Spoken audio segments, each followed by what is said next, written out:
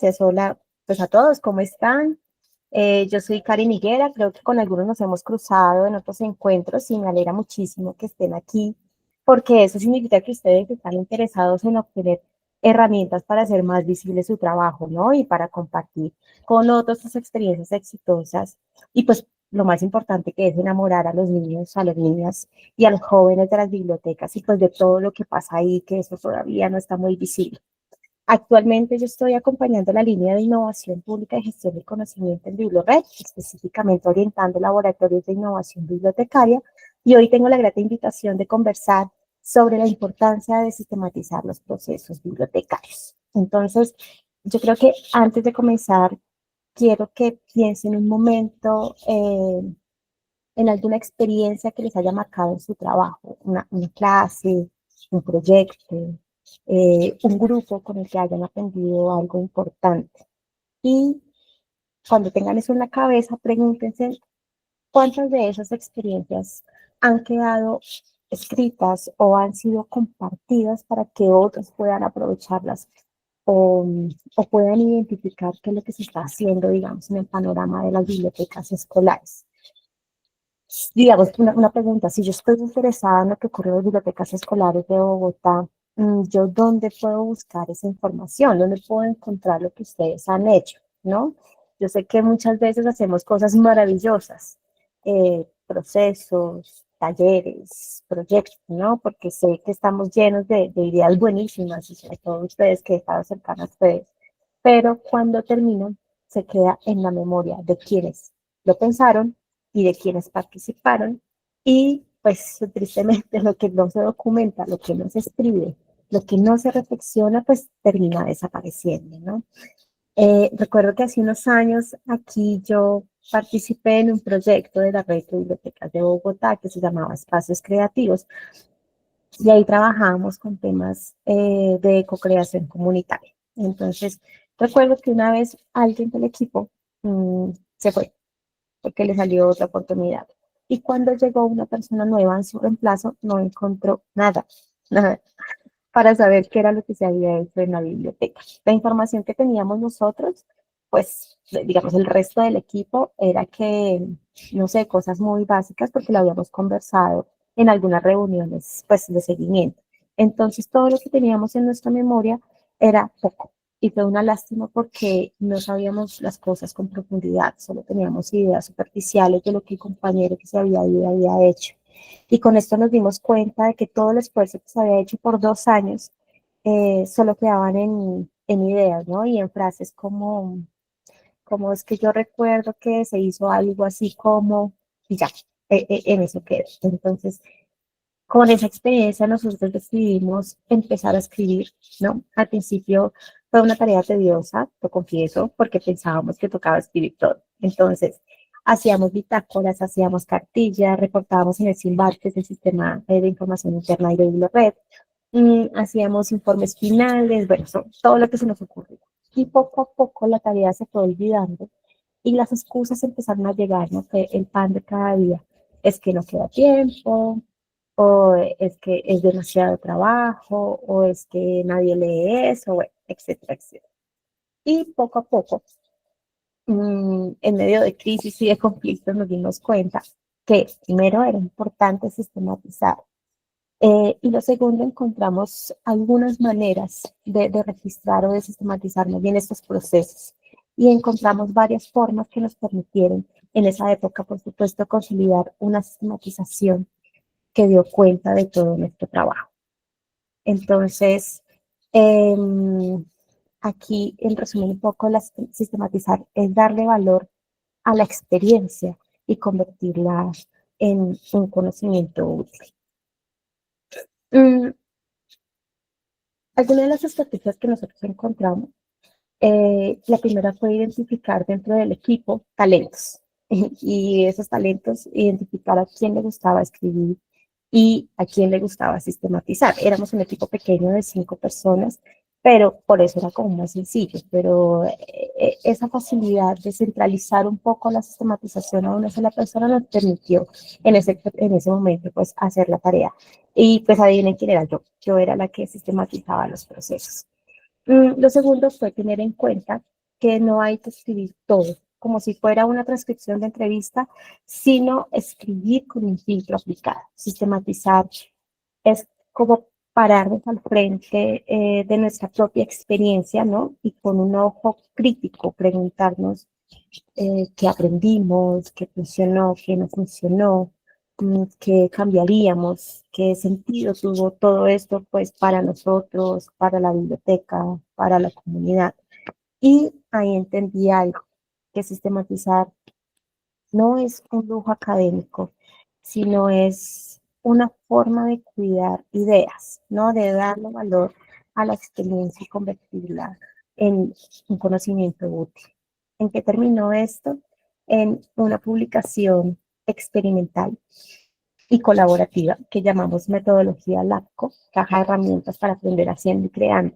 Y es una publicación que acoge diversas herramientas y actividades para la co-creación de proyectos que implementamos con diferentes públicos de las bibliotecas y en ese momento y que se puede encontrar en la Biblioteca Digital de Bogotá y donde cualquier persona puede acceder a este recurso. Seguramente muy pocos lo han leído, pero nos permite tener una memoria principal de lo que ocurrió en esos 2 años en el equipo de trabajo, que ese proyecto ya se acabó. Terminando esta introducción, digamos, experiencial, quiero que conversemos sobre esto, ¿no? Sobre cómo la sistematización puede ayudarnos a aprenderlo vivido, a fortalecer los procesos, en este caso bibliotecarios, y sobre todo a no perder lo más valioso que es la experiencia. Esta charla, corta pero sustanciosa, es un pequeño recorrido alrededor de lo que significa sistematizar. Entonces, hablaremos por qué es importante y intentaré dar algunos tips básicos de cómo hacerlo, cómo sistematizar sin perder la fe en escribir. Con esto de la fe sí quiero abordar algo importante, ¿no? Y es que surge a raíz de un comentario que he escuchado varias veces frente a la sistematización y es que, ¿para qué si nadie lo lee? Y eso me lo han dicho varias veces. Y con esto traigo una reflexión que para mí es importante y es que vivimos en una época que premia la visibilidad inmediata, ¿no? El número de likes, el número de visualizaciones, es como el eco rápido que se ha convertido de alguna manera en una medida casi automática de valor, ¿no? O sea, una medida del éxito. Esa lógica nos empuja como creadores, y en este caso, pues como nosotros que creadores de sistematizaciones de experiencias, aspirar siempre a que llegue a todos, ¿no? Como si la universalidad fuera la única señal de que algo vale, ¿no? Cuando los textos, las sistematizaciones o los relatos no tienen, digamos, miles de lecturas o muchos clics o vistas, pues aparece la decepción y con ella pues la excusa fácil y es que nadie lee eso. Pero esa medida de valor ignora una pregunta más profunda y es a quién realmente le interesa esto, lo que hemos vivido y lo que hemos aprendido. La filosofía de crear, mm, de crear cosas rápidas, de crear cosas para la inmediatez, olvida la riqueza de una idea que muchas veces puede resonar o puede llegar a la profundidad, es decir, puede llegar a mover una idea o ideas de una sola persona y eso sigue siendo valioso. Y por lo tanto su valor no se mide por la amplitud o por la cantidad de personas, sino por la semilla que logra generar. Y aquí entra la noción de nicho, ¿no? Que se trata de reconocer que algo valioso no siempre es masivo y no es renunciar a la ambición, sino es enfocar un poco la creación hacia algo. Este periodista Chris Anderson ha mostrado cómo lo digital permite sostener colas largas. Colas largas son como esos espacios donde productos y donde contenidos llegan a audiencias pequeñas, ¿no? A nichos pequeños, y estas audiencias están muy comprometidas y se encuentran con un lugar con nichos, bueno, esto es un poco personal, pero que hay una confesión, es que yo hago parte de varios nichos, yo creo que todos hacemos parte de varios nichos, voy a hablar del consumismo y es que me gustan los vestidos de baño, amo los vestidos de baño de diseñadoras colombianas. No es algo que sea de interés para todos y eso lo sé, pero cuando yo veo una diseñadora que lanza, pues, no sé, una prenda con estampados, hechos a mano con ciertas partes, colores diferentes, telas, etcétera, yo estoy ahí. Yo soy constante, yo soy fiel a ese tipo de productos. Lo que quiero decir con esto es que el producto, el texto, el dispositivo, porque sistematizar no solamente ocurre con textos, son un producto para un nicho específico, ¿no? Estas sistematizaciones están dirigidas, orientadas a personas interesadas en innovar la biblioteca. Hay un empresario que se llama Seth Godin, que él es estadounidense y él habla sobre la fuerza de las tribus y de hablar a de verdad quienes nos escuchan. Crear para un nicho reduce muchísimo la presión de validación pública y convierte la práctica de documentar, de sistematizar, pues en un acto útil y honesto. ¿Sí? Se escribe para quien está interesado, interesada también en aprender, en experimentar, ¿no? En aquellas personas que quieren tener un panorama de lo que ocurre y en este caso, pues de lo que ocurre en las bibliotecas.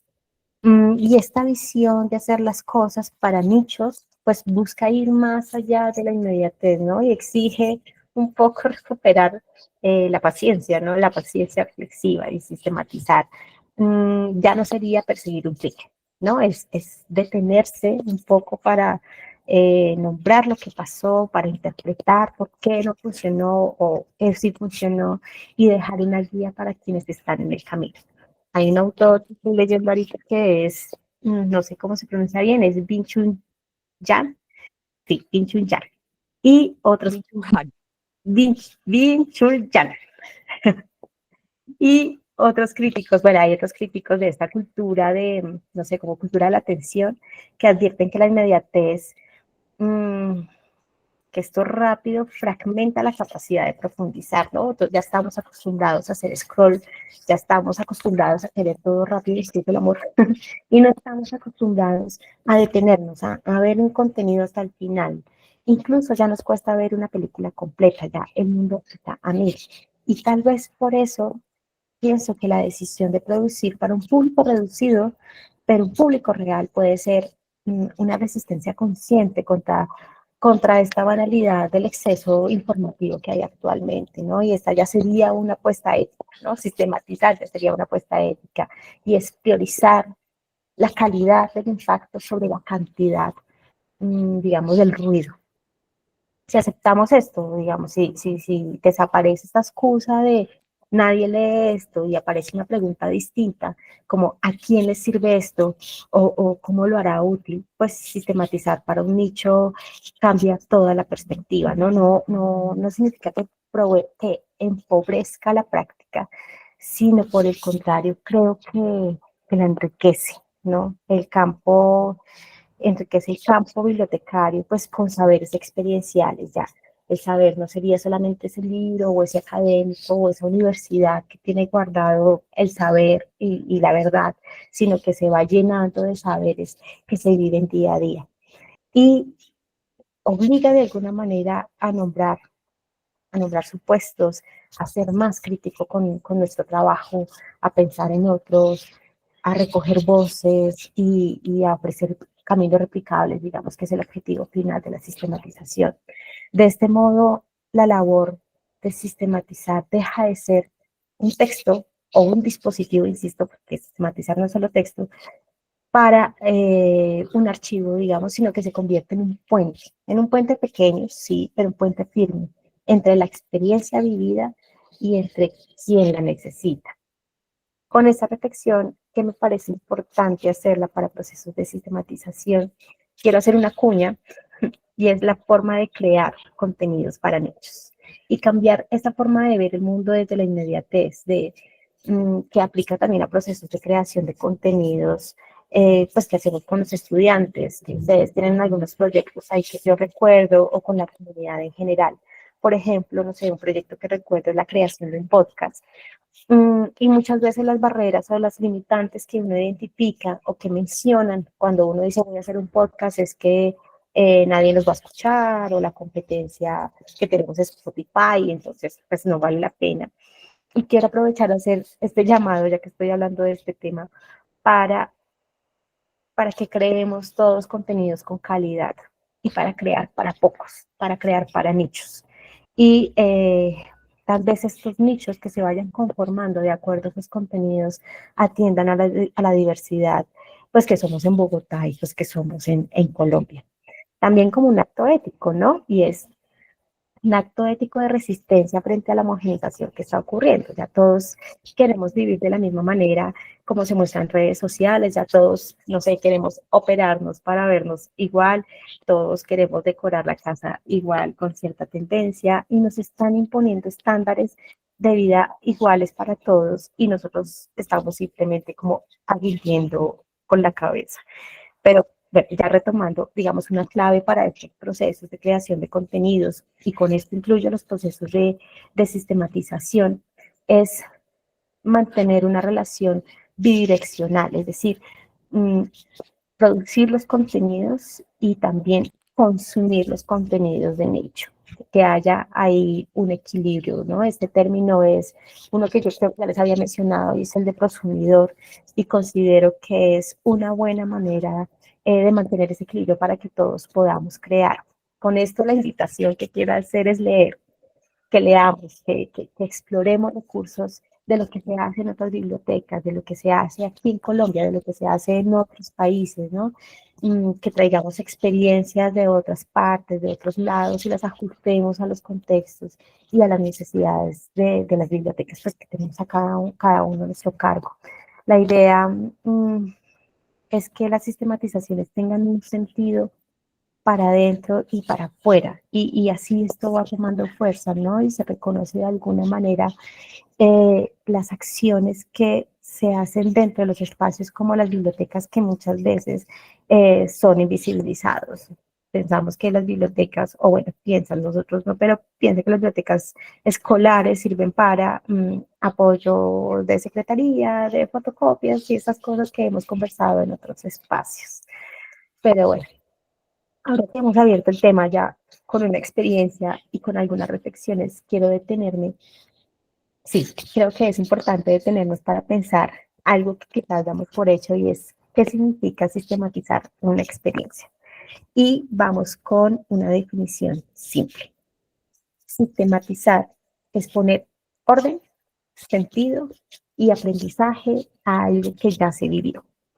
Según Oscar Jara, eh, la sistematización de experiencias es un proceso de reflexión y de interpretación crítica sobre la práctica y desde la práctica, ¿no? Que se realiza con base en la reconstrucción y, ¿cómo decirlo?, en la reconstrucción y en el reordenamiento de diferentes cosas o de diferentes factores que intervinieron en la experiencia con el fin de extraer aprendizajes y de compartirlos. En otras palabras, no basta contar con lo que pasó, no es relatar lo que pasó, no basta con hacer un informe, eso no es sistematizar. Se trata de detenernos, hacer una pausa al final y traer unas preguntas. Este es el libro de Oscar Jara, que habla sobre la sistematización de experiencias, por si lo quieren tomar como referente. Y estaba diciendo que la sistematización es algo importante, o sea, es algo donde nos debemos hacer unas preguntas principales, y es, ¿qué fue lo que hicimos? ¿Cómo lo hicimos? Y el para qué lo hicimos. El para qué lo hicimos es la pregunta más importante para sistematizar. Bueno, ahora también es importante, o considero que es importante, hacer una distinción o una diferencia entre sistematizar, evaluar e investigar. Entonces, yo traigo como unas preguntas orientadoras para cada uno de los casos.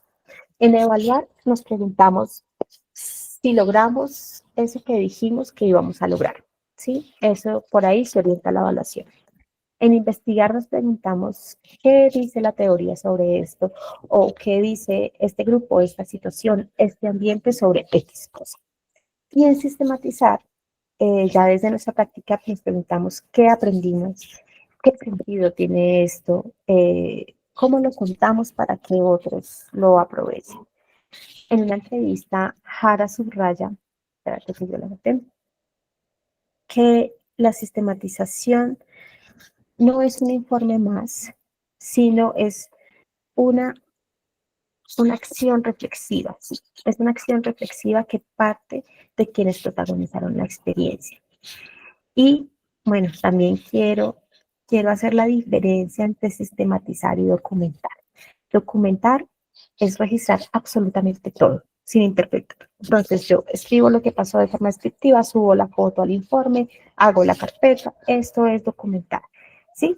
Que es como archivar los hechos. Y esto es importante, sí, y es útil, sí, pero esto no es sistematizar. Sistematizar es identificar ese aprendizaje profundo que se tuvo en la experiencia. Y pues para hacer ese aprendizaje hay que hacer un proceso de análisis a partir de preguntas. Entonces, cuando hablamos de sistematizar, hablamos de darle sentido a lo vivido, ¿no? De no dejar que las experiencias se vayan, se evaporen con el paso del tiempo o que queden atrapadas en un informe técnico, que es lo que suele pasar. Diría yo que sistematizar es un acto de conciencia, mirar hacia atrás, no para rendir cuentas, sino para comprender el porqué de nuestras acciones, ¿no? ¿Por qué las decisiones que tomamos? ¿Cuáles fueron los efectos que se generaron, tanto los esperados como los invisibles? Implica detenernos a preguntarnos qué fue lo que cambió en las personas con X proceso o qué se transformó, no sé, en las relaciones o qué sentimos nosotros como mediadores durante el proceso. Y esa búsqueda de sentido convierte la práctica en conocimiento. Y el conocimiento es una posibilidad de transformación. Como diría Freire, como es que dice la frase, nadie educa a nadie, nadie se educa solo. Los seres humanos se educan entre sí mediados por el mundo, algo así.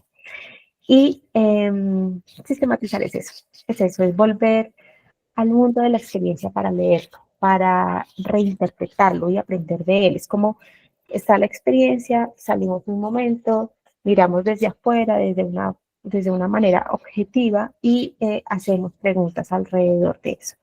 Y en esa lectura compartida, perdón, descubrimos que lo importante no es repetir lo que hicimos, sino entender lo que fue significativo en esa experiencia, ¿no? Para volverlo a hacer o con más claridad o con más propósito y con más humanidad.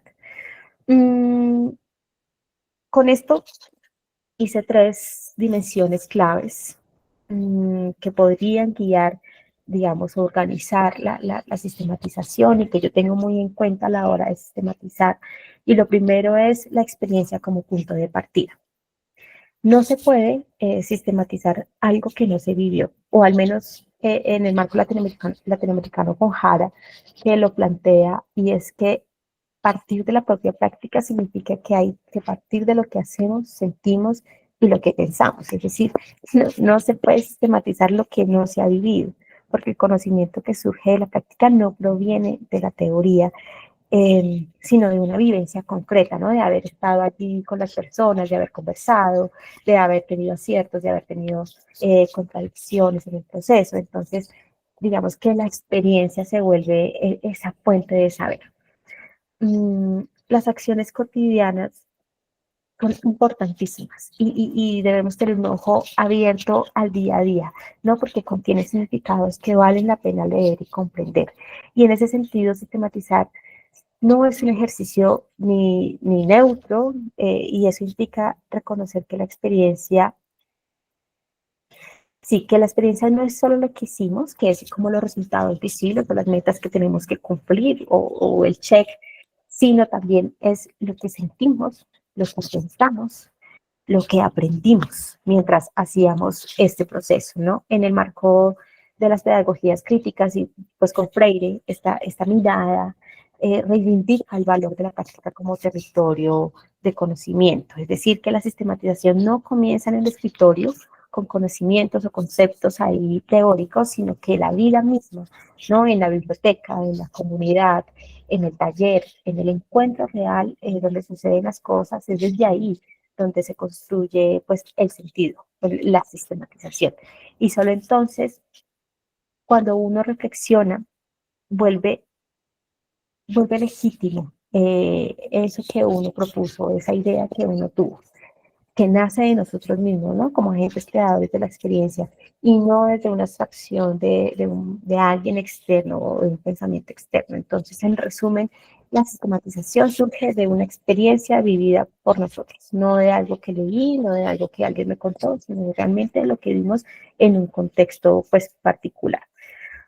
La segunda dimensión es la reflexión crítica y colectiva, ¿sí? Que no es solo pensar individualmente, sino involucrar a los actores, ¿sí? Entonces, involucrar a la comunidad, involucrar al grupo educativo, al equipo de trabajo, etcétera, y preguntarnos en conjunto qué fue eso que se vivió, ¿no? La reflexión crítica y colectiva para mí es un corazón de la sistematización, porque no basta con que una persona, por más observadora y por más sensible que sea, intente capturar el sentido de una experiencia.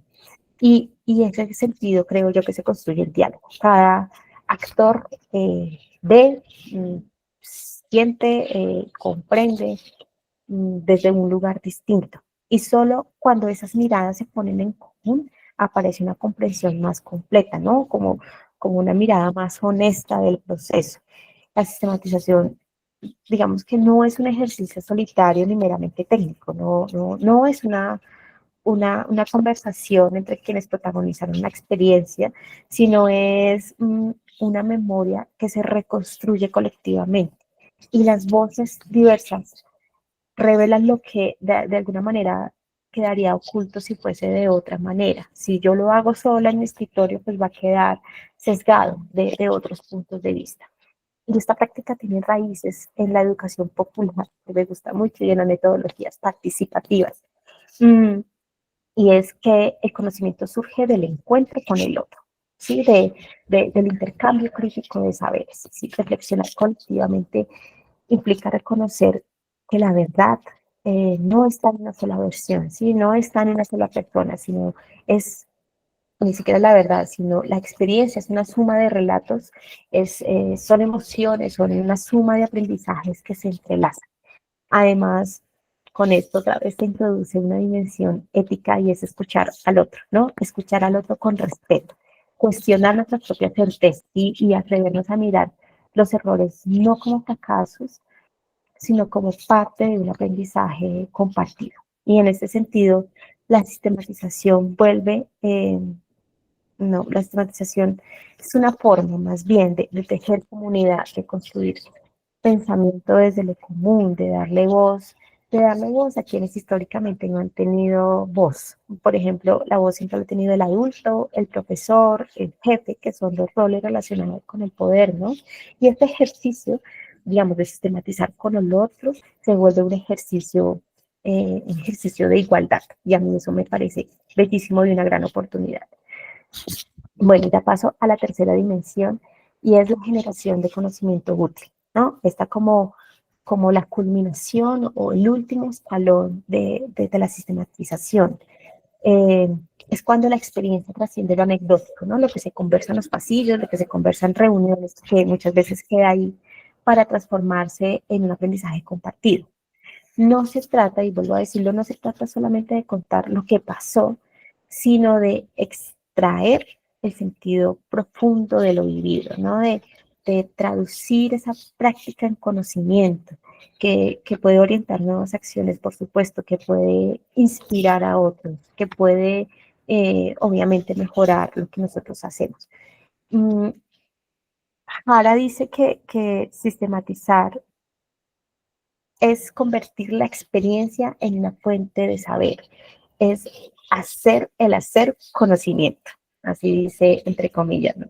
Por eso el valor de una sistematización no está en, no sé, en acumular datos o en llenar informes, ahí no, eso no es sistematización, sino está en la capacidad de ofrecer algo, una comprensión, ¿no? Que sea útil y que sea aplicable. Una idea, un hallazgo, una metodología, no sé, incluso una pregunta, pues que abra nuevos caminos en este caso en el campo bibliotecario. En esta etapa, el conocimiento deja de ser propiedad de unos pocos, ¿no? De estos roles de poder y se vuelve un bien común, un aporte colectivo al campo social, por supuesto, al campo educativo y en este caso al campo bibliotecario, ¿no?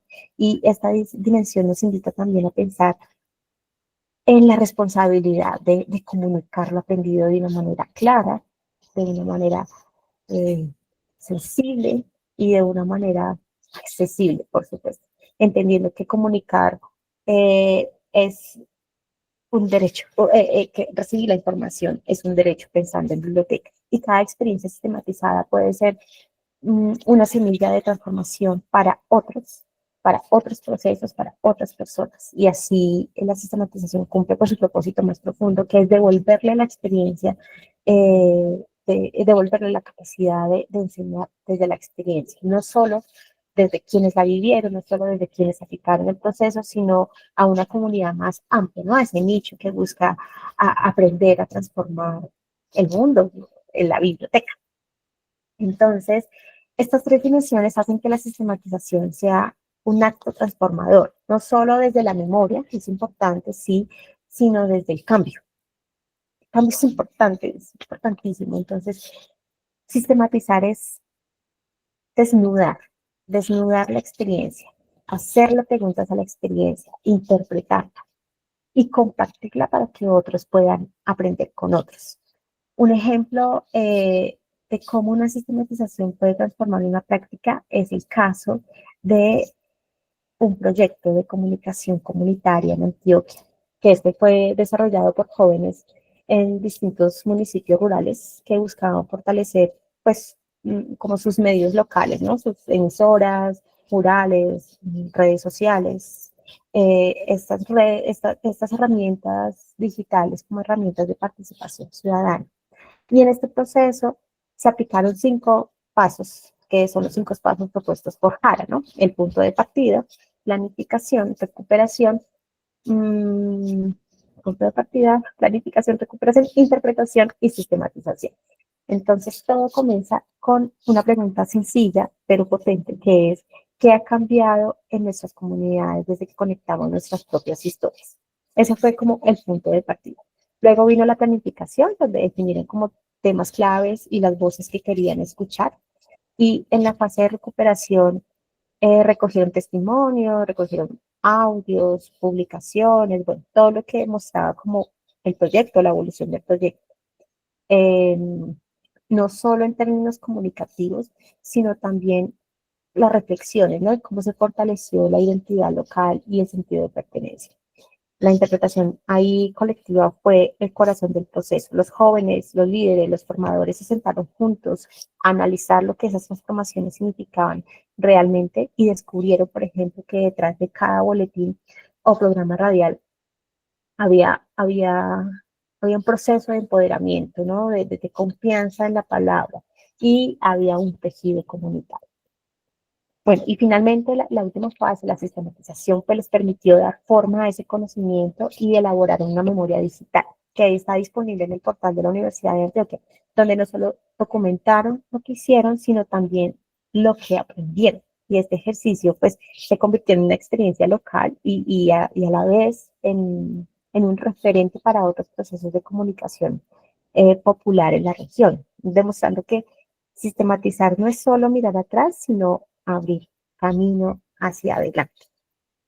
Entonces, ¿por qué es importante esta definición? Porque cuando hablamos de procesos sociales, de procesos educativos, que pues ya que estamos enmarcados como bibliotecas escolares, y que muchos acompañamos este tipo de procesos, la sistematización se convierte en un acto de memoria y de sentido. Nos permite que lo que ocurre en el territorio, ¿no? Esa conversación con la comunidad, ese taller con estudiantes, esa idea que se probó y no funcionó, pues no se disuelva la rutina, ¿sí? No pierda el valor por sí mismo, que esa intuición pues sea rescatada para la comunidad y para la memoria colectiva.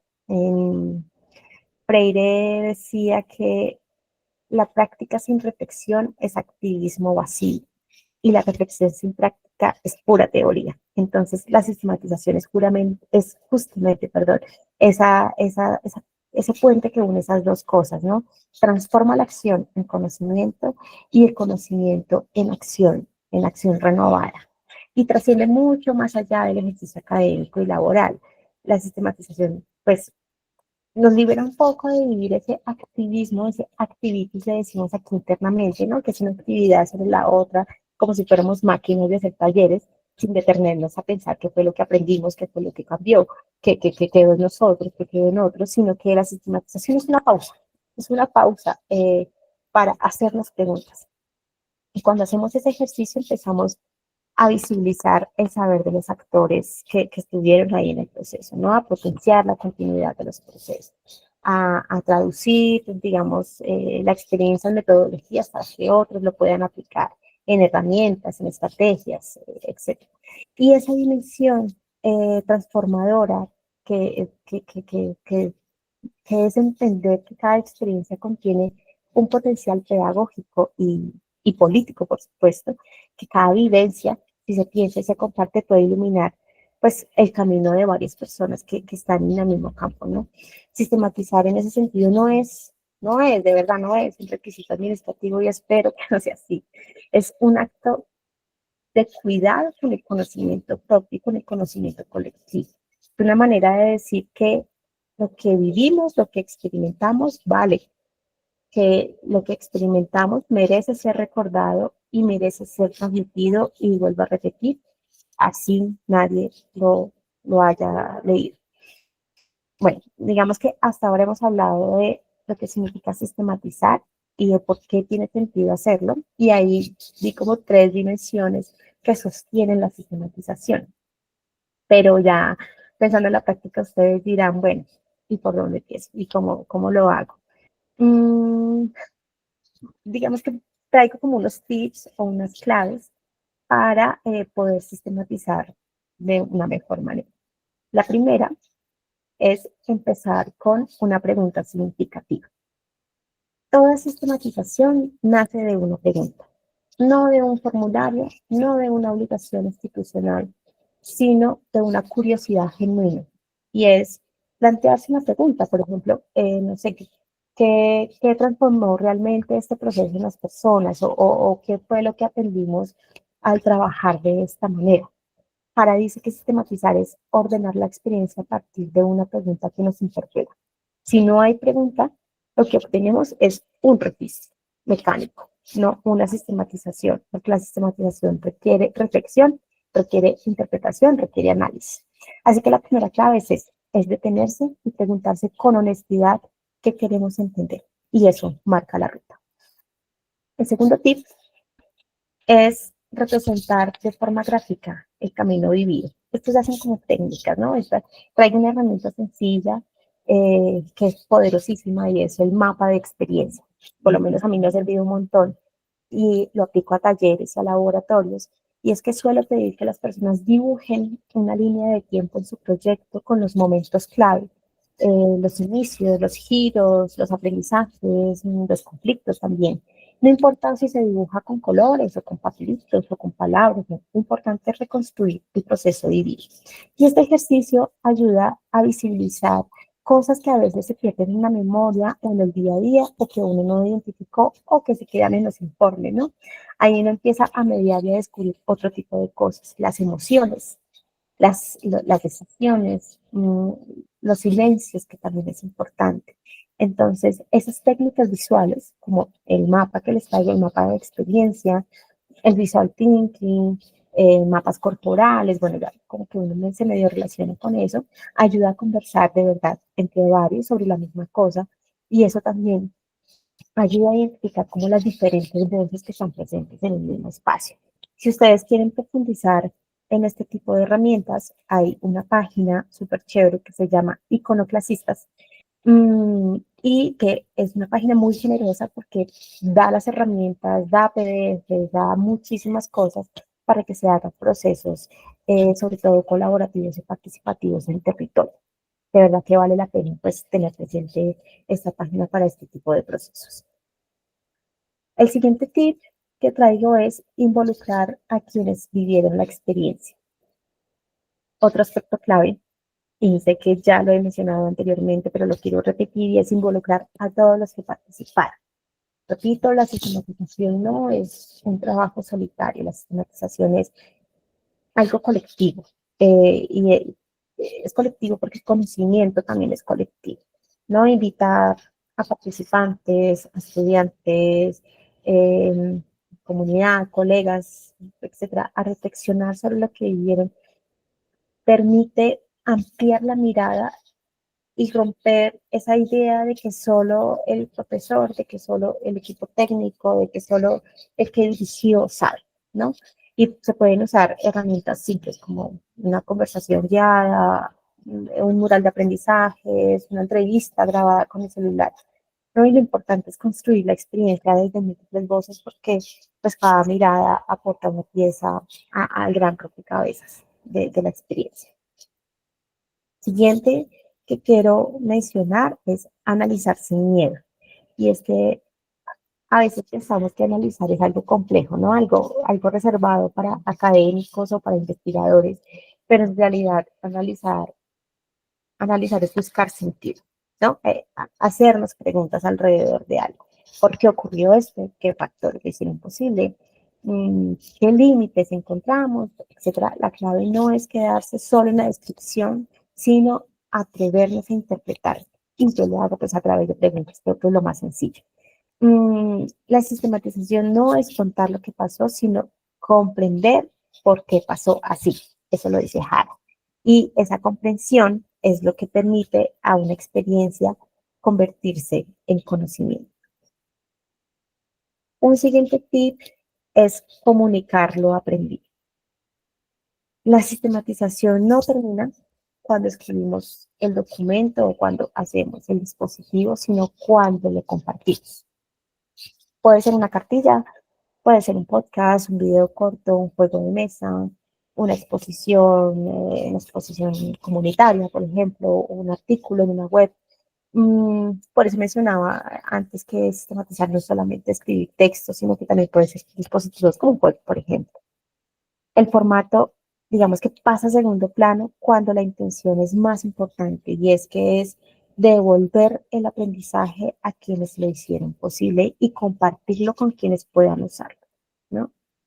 Y el último que traigo, y ya para finalizar, es ser honestos y cultivar una mirada crítica. Y esta última clave o este último tip quizás es el más importante para mí y es la honestidad. No sirve de nada sistematizar si lo hacemos, mmm, sí, sí, lo que hacemos es como pintar bonito y decir que todo salió perfecto. Eso no sirve, ¿no? La sistematización no es propaganda propia, no es propaganda institucional, no es un informe de logros, es un espacio de reflexión crítica sobre lo real, sobre los aciertos, sobre las tensiones, sobre las contradicciones, ¿no? Cuando nos atrevemos de verdad, a mirar con honestidad lo que no funcionó, lo que costó o lo que aprendimos a la fuerza, realmente podemos avanzar. De verdad hay un aprendizaje importante ahí. Mm, el, el, el reconocer toda práctica es imperfecta porque somos imperfectos, nada sale perfecto, nada. Pero somos susceptibles a mejorarnos y la sistematización permite eso, ¿no? Una mejora constante. Y esa mirada nos libera también de la culpa, diría yo, de la culpa por pensar que todo debe salir perfecto, que todo debe estar genial y maravilloso y nos abre la puerta a un aprendizaje genuino. Porque sistematizar no es evaluarse para aprobar o reprobar o para mostrar que soy una persona súper inteligente y exitosa, sino es para mirarse por dentro, ¿no? Para comprenderse mejor. Mm, Hay una sistematización de un proceso educativo en Pasto. Un texto sencillo, un grupo de maestras decidió pues incluir dentro de su sistematización un capítulo que se llama, entre comillas, lo que no salió bien. Y allí contaban sin vergüenza los errores, los conflictos con los padres de familia, los momentos de desmotivación y paradójicamente ese fue el capítulo que más me llamó la atención y que más me enseñó cosas porque fue el capítulo más humano. nosotros no estamos acostumbrados a contar lo que hacemos mal, no, más bien lo tendemos a ocultar, ¿sí? Tendemos a ocultar y a mostrar solo lo bonito. Entonces, esta sexta clave es esa, ¿no? Ser honestos y críticos con nuestra propia práctica.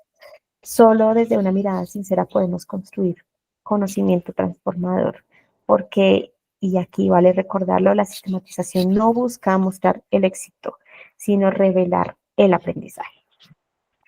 Mm, ya para finalizar, pues decir que la sistematización es eso, es un acto de conciencia, no es detenernos en medio del ritmo acelerado de los proyectos, de las entregas, de los resultados, de cumplir metas y mirar con más calma lo que hemos vivido y reconocer lo que está ahí, ¿no? Lo que allí habita. Porque cada experiencia, por pequeña que parezca, contiene un aprendizaje que merece ser contado, comprendido y compartido, así sea en un nicho pequeñito.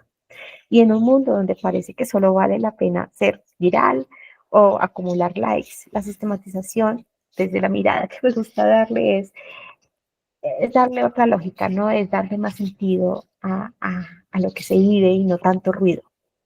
No creamos para todos, no escribimos para todos, sino para aquellos que realmente quieren aprender de la experiencia. ¿Sí? No sistematizamos para llenar informes, sino para sembrar conocimiento, para sembrar semillas y que crezcan otros. Jara tiene una frase hermosa y es que la sistematización es un acto de amor por el conocimiento que nace de la práctica. Y tiene razón, porque cuando sistematizamos, cuidamos el saber que hemos construido con otros, le damos nombre al esfuerzo, a las intuiciones, a las decisiones, eh, a los aciertos, a los errores, por supuesto. Y, y bueno, algo que quiero que se lleven hoy es que sistematizar no es un requisito técnico, porque muchas veces lo vemos así y nos asustamos con la palabra, sino es una forma de cuidar la memoria y de multiplicar el aprendizaje. Cada vez que alguien sistematiza, pues deja una huella para quienes vendrán después, como pasó en el equipo de trabajo en algún momento, y convierte lo que fue vivido en un legado, ¿no? Y eso es hacer conocimiento. Y esa quizá, porque yo soy un poco romántica, sea una de las formas más humildes y poderosas de transformar el mundo. Sí, creo que así finalizo. Bueno, Karen, muchísimas gracias. Yo creo que podemos darle la palabra a nuestros participantes si tienen comentarios, preguntas. Comenzamos sin presentarnos, qué vergüenza con todos ustedes, pero es que la gran mayoría, por no decir todos, ya conocían a Karen, pero quienes te van a ver en diferido no te conocen. Entonces, antes de pasar a preguntas y comentarios, pues me parece importante que te presentes tú, pues, por qué estás trabajando en innovación. Ya sabemos que estás trabajando en alianza en este momento con Red, pero es muy importante también conocerte un poquito más. Y después también me gustaría que hiciéramos un pequeño cierre con Nicole, con Edwin, porque este es un espacio que nos inventamos este año, Ujú. que vale la pena que creo que podamos seguir trabajando. Entonces, mi querida Karen. Ok, bueno, les cuento un poquito sobre mí. Yo soy artista de formación, artista escénica, pedagoga también. Entonces me fui más por el lado de la pedagogía. Creo que las partes escénicas no fueron muy fuertes, pero en pedagogía sí surgen proyectos en el ámbito cultural, sobre todo, y ahí me empiezo a vincular poco a poco con bibliotecas y en algún momento con museos también. Entonces, esa parte de proyectos de investigación, de laboratorios, de participación ciudadana, son cosas que a mí me encantan y por eso creo que siempre he estado vinculada en este tipo de procesos de laboratorios de innovación, de espacios creativos, de observatorios. Ese ha sido como mi recorrido, mi trayecto, pues laboral, de formación también, entonces tal vez por eso la vida me trae a estos espacios tan chéveres. Bueno, entonces, no sé quién quiere seguir con la palabra. Los escucho.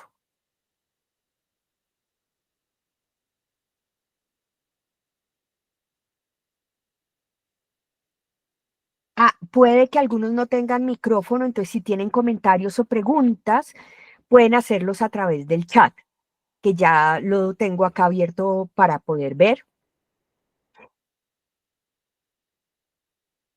Bueno, entonces, Juan Pablo, te escuchamos.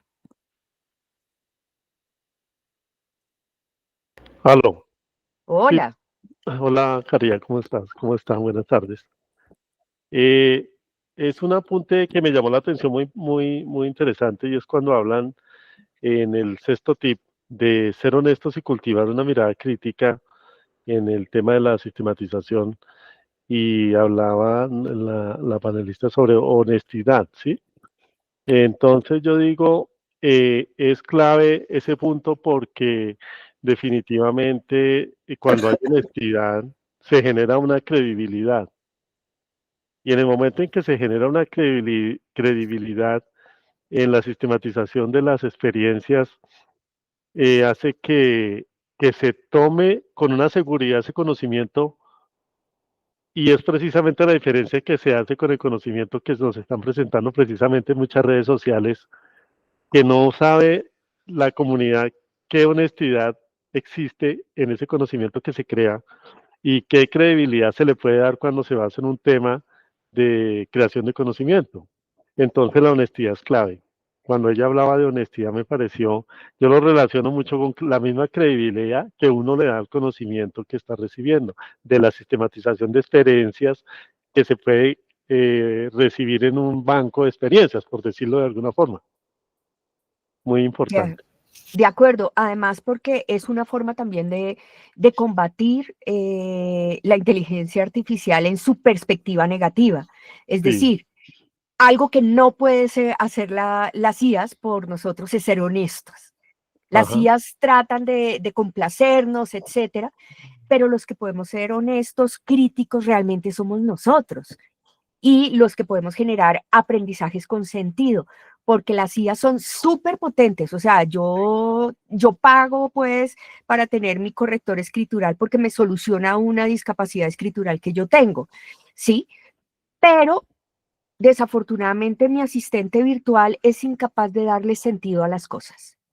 Es Sí. incapaz de reconfigurar, de entender de otra forma. Y pues eso sí, afortunadamente nos toca a nosotros.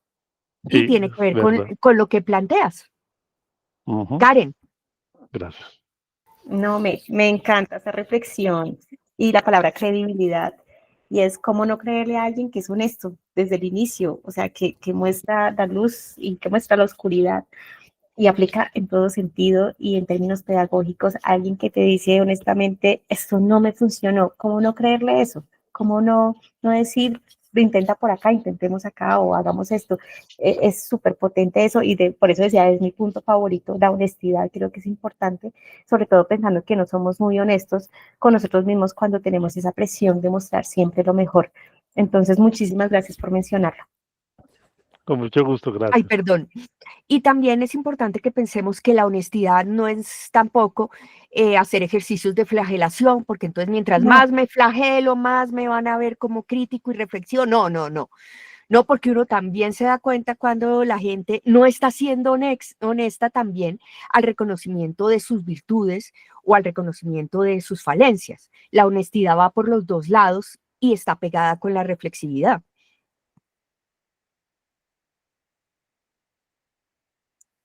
Bueno, entonces, siendo las 3:58, no sé si hay algún otro comentario para cerrar. Yo solo tengo como comentario que desde el CERLAC y desde la Secretaría, ahí está Edwin para decir lo que yo iba a decir. Entonces, desde el CERLAC les damos las gracias infinitas por este espacio porque es una forma también de conectarnos con los bibliotecarios de las diferentes cohortes y de diferentes lugares y poder continuar ese proceso sobre todo porque todos los que están acá o los que van a ver el video muy seguramente tienen experiencias que deberían ser sistematizadas y los que pasaron por innovación también, mayor razón aún. O sea, nos consta que hay algo para sistematizar. Entonces les doy muchas gracias en parte de CERLAC a Biblored por seguirnos la cuerda, por darse la pela pues de sacarnos un tiempito, y que espero que estos 2 que hicimos este año sean los primeros de muchos más. Te doy la palabra, Edwin.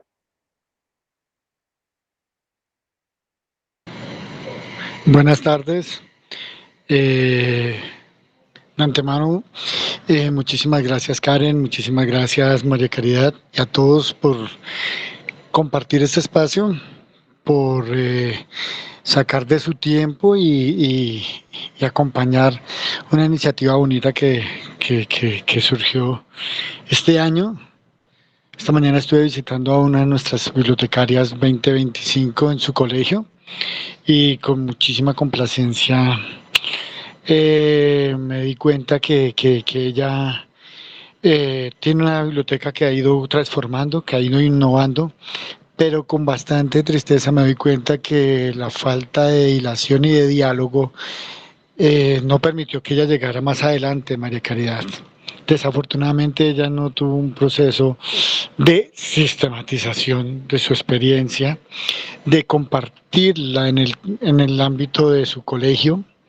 Entonces se quedó cortica en el documento, y hoy que estuvimos con Andrés Parra, que también estuvo con nosotros en innovación, nos dimos cuenta que siempre hace falta hacer, pero también mostrar lo que se hace. Y cuando las cosas son bonitas, el rector hoy cambió, el señor no había vuelto a la biblioteca hacía meses y hoy regresó nuevamente, y es bonito ver que un rector de los antiguos diga: tengo que presentar disculpas y tengo que pedir perdón porque yo estaba pensando que esto estaba terrible. Y hoy él bajó la cabeza y dijo: qué bonito que han avanzado, pero sí es la importante de tener uno evidencia, sistematización, tener pruebas de labor, tener todo bien organizadito. Para el momento en que llegue un rector, un ente de control, o nosotros en nuestro ámbito personal y profesional, poder tener fácil acceso a la información, tener la posibilidad de procesarla y presentarla de una manera como nos la están pidiendo. Entonces, Karen, muchísimas gracias por tu información, por tus saberes, compartirlos con nosotros, y desde el nivel central de la Secretaría de Educación, Proyecto de Bibliotecas Escolares, ya sabes que aquí lo que necesites a la orden. Y mi María Caridad, muchísimas gracias por todo, y a los demás compañeritos, muchas gracias por asistir.